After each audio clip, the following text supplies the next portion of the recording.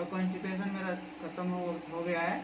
और ये सर के पास आए आपको जो कमजोरी लगती थी, हाँ कमजोरी, नींद की दिक्कत थी, नींद की दिक्कत थी, जो प्रॉब्लम सॉल्व हो गई। ओके, और जो घबराहट बेचैनी रहती थी वो भी सॉल्व हो गई। ओके। एसिडिटी कितना % बचा होगा? एसिडिटी अभी 50 है। तो आज हमारे साथ हैं कमलेश कुमार जी। ये बिहार के आरा डिस्ट्रिक्ट से हैं। पिछले 2 सालों से इनको IBS की प्रॉब्लम थी। ये सरकारी कर्मचारी हैं, इसीलिए हम इनका जो फेस है वो आपको नहीं दिखा पाएंगे। और इनका जो सिम्टम्स था IBS में, जो इनको लक्षण होते थे, वो प्रॉब्लम्स इन्होंने जो बताई हैं कि इनको हाइपर एसिडिटी की प्रॉब्लम थी, उसके बाद वो कब्ज में यानी कॉन्स्टिपेशन में कन्वर्ट हो गया। इनको 2-3 बार जाने के बाद भी पेट कभी साफ नहीं होता था।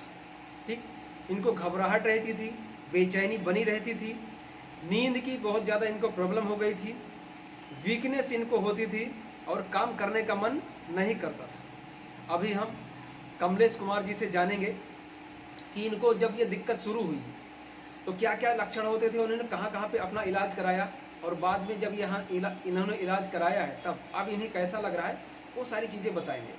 तो आपको जब शुरुआत हुआ तो क्या क्या लक्षण होता था वो बताइए थोड़ा सा। मुझे जब शुरुआत हुआ तो मुझे एक मतलब गैस टाइप का पेट में बना था, गैस टाइप का बन रहा था। धीरे धीरे धीरे धीरे धीरे हाइपर एसिडिटी होने लगा। हाँ। हाइपर एसिडिटी होने लगा, गला में लगता था कि कुछ फंसा फंसा हुआ है।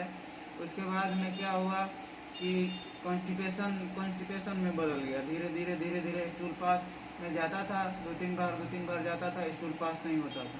स्टूल पास नहीं होता था तो मैं बेचैन हो गया, घबराने लगा कि क्या हो रहा है। तो फिर मैं गया मतलब नॉर्मल डॉक्टर के पास, दिखाया तो वहाँ उसने बोला कि कुछ तो ऐसा प्रॉब्लम आपके बॉडी में नहीं है, नहीं दिख रहा है। जांचें हो गई, उसमें नहीं दिखी। फिर मैं गया वहाँ से, 2 महीने खाया दवा उसका। उसके बाद में मैं गया पटना गया, बड़े से बड़े डॉक्टर को दिखाया। उन्होंने जांचों में देखी कि कुछ नहीं है आपको, तो जांच में मतलब नॉर्मल था, सभी जांचें नॉर्मल आती थी। मैं भी घबरा करके मैं घर पे आया। मैं मतलब अस्त व्यस्त हो गया, अपने लाइफ में कुछ कर नहीं पा रहा था। जैसे कि ड्यूटी का जाना वाना होता था तो मुझे अब जाने का मन नहीं करता था, तो मैं घर आ गया। घर आया, उसके बाद मैं अपने गार्जियन से बताया तो उसके बाद में उन्होंने भी घबराना चालू कर दिया, क्योंकि मुझे ऐसा होता था फिर कि जैसे कि मैं अब बचूंगा नहीं। तो फिर इसी तरह से मैं एक गया, जयपुर में प्राकृतिक चिकित्सालय है, अच्छा, वहाँ पर गया। तो वहाँ पर प्राकृतिक चिकित्सालय में मेरा इलाज हुआ। तो वहाँ से लगा कि थोड़ा सा राहत मिली मुझे। राहत मिली तो फिर वहाँ से मैं चला आया। तो फिर एक डॉक्टर पटना में बैठते हैं, उनके पास गया मैं। उनका तो नाम नहीं बताऊंगा, लेकिन उनके पास गया तो उन्होंने बताया कि बाबू तेरे को IBS है। तो मैंने सोचा कि ये IBS क्या होता है। तो उन्होंने बोला कि बाबू तेरे को IBS है तो 6-7 महीना दवा खा, इसके बारे में मत सोच, तुम 6-7 महीना दवा खा के ठीक हो जाओगे, तुम दवा खाओ। मैंने बोला ठीक है सर। दवा लिया, 2 महीना खाया। फिर मैं क्या किया कि मोबाइल पर सर्च मारने लगा कि IBS क्या होता है। सर्च मारने लगा तो बहुत सारे वीडियो आने लगा। उसमें डिप्रेशन में और चल गया, मुझे नींद नहीं आती थी। और ये सब वीडियो देख करके कि IBS क्या होता है उसके बारे में मैं जानने लगा। दिन रात मैं वीडियो देखता था, एक कोने में घर में चल जाता था, वीडियो देखता रहता था। तो इसी दौरान आपका सर का वीडियो मिला। तो मैंने देखा कि सर को भी IBS था। तो मैं सोचा कि मैं सर के पास कॉल करता हूँ। तो सर के पास कॉल करके मैं बात करता था। तो सर ने बोला कि ये कोई बड़ी प्रॉब्लम नहीं है, तुम आ जाओ मेरे पास, ठीक हो जाओगे। तो मैं 2-3 बार कॉल किया। तो मैं ठीक सोच रहा था कि कैसे ठीक होगा, कैसे नहीं ठीक होगा, वहाँ कोई जलसाज है क्या नहीं है। तो मैं जाने में घबरा रहा था। फिर 2-3 बार ट्राई किया सर के पास, तो सर बोले कि नहीं तुम आ जाओ, ठीक हो जाओगे। तो मैंने अपने आत्मविश्वास किया और आया यहाँ पे। आया तो बहुत अच्छा रिजल्ट मुझे मिला। ये कॉन्स्टिपेशन तो मेरा मतलब बिल्कुल ख़त्म हो गया है, लेकिन जो एसिडिटी अभी है, मतलब 100% एसिडिटी ख़त्म नहीं हुई है, एसिडिटी है। और कॉन्स्टिपेशन मेरा ख़त्म हो गया है। और ये सर के पास आए आपको जो कमजोरी लगती थी, कमजोरी, नींद की दिक्कत थी, और नींद की दिक्कत थी, जो प्रॉब्लम सॉल्व हो गई। ओके, और जो घबराहट बेचैनी रहती थी, वो भी सॉल्व हो गई। ओके। एसिडिटी कितना % बचा होगा? एसिडिटी अभी 50 है।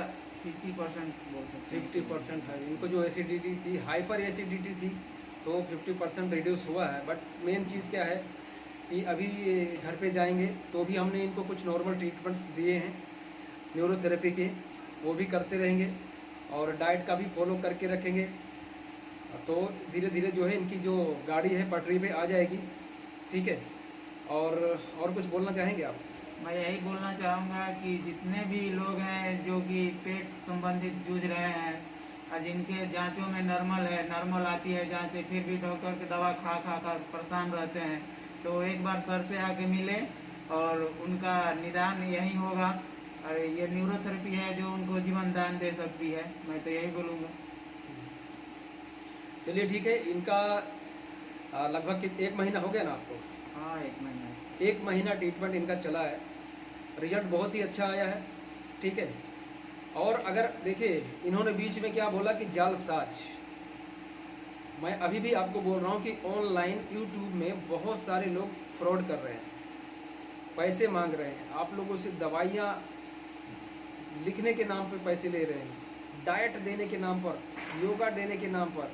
ठीक है, तो ये सब लोगों के चक्कर में आपको नहीं पड़ना है। मैं आपको पहले बता देता हूँ कि जब तक आपके आंतों की सूजन ठीक नहीं होगी, ना भी आपकी खिसकी है तो उसको सेट नहीं करेंगे, नले अगर आपका पेट टाइट हो गया उसको नरम नहीं करेंगे, तब तक आपका IBS ठीक नहीं हो सकता। ठीक है, तो ये बीमारी जो है ना एक दिन में आई है और ना ही जाएगी। तो कभी भी आप शॉर्टकट के चक्कर में ना पड़ें, अपना ट्रीटमेंट आकर यहाँ पर कराएं और समय निकाल कर आएँ। ऐसा मत सोचना कि 10 दिन में ठीक हो जाऊंगा, 15 दिन में ठीक हो जाऊंगा। अगर 10-15 दिन में आप ठीक होना चाहते हैं तो यहाँ पे भी आपको आने की ज़रूरत नहीं है। ठीक है, अगर आप ठीक होना चाहते हैं तो आपको सफिशिएंट टाइम लेके आना पड़ेगा, तो आप 100% ठीक हो सकते हैं, क्योंकि बीमारी ना एक दिन में आई है और ना ही एक दिन में जाएगी। ठीक है दोस्तों।